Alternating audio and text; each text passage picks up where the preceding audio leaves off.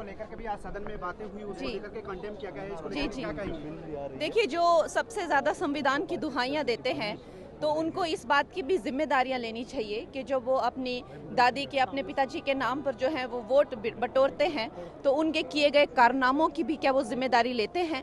और आज जो संविधान की सबसे ज़्यादा दुहाइयाँ देती हैं, ये भी ज़रूरी है कि उनका खुद का ट्रैक रिकॉर्ड वो देखें।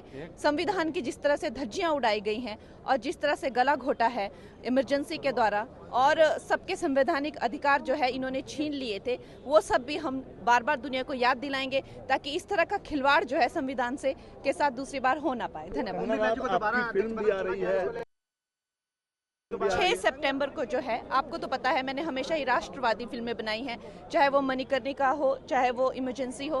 तो इस फिल्म के द्वारा भी मेरा यही एक मकसद है कि दुनिया के सामने जो है वो एक जो हमारा सबसे darkest chapter of our history है वो दुनिया के सामने आए और देखे कि किस तरह से लोकतंत्र का गला घोटा गया था। धन्यवाद। इमरजेंसी को लेकर के भी आज सदन में बातें हुई, उसको लेकर के कंडेम किया गया है, इसको जी लेकर के जी क्या कहेंगे? देखिए, जो सबसे ज़्यादा संविधान की दुहाइयाँ देते हैं तो उनको इस बात की भी जिम्मेदारियां लेनी चाहिए कि जो वो अपनी दादी के, अपने पिताजी के नाम पर जो है वो वोट बटोरते हैं, तो उनके किए गए कारनामों की भी क्या वो जिम्मेदारी लेते हैं।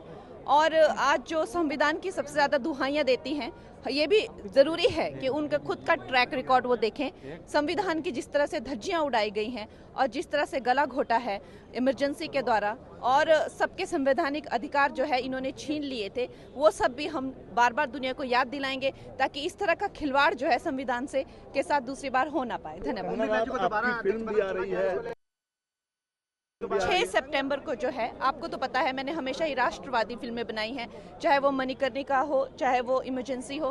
तो इस फिल्म के द्वारा भी मेरा यही एक मकसद है कि दुनिया के सामने जो है वो एक जो हमारा सबसे darkest chapter of our history है वो दुनिया के सामने आए और देखे कि किस तरह से लोकतंत्र का गला घोटा गया था। धन्यवाद।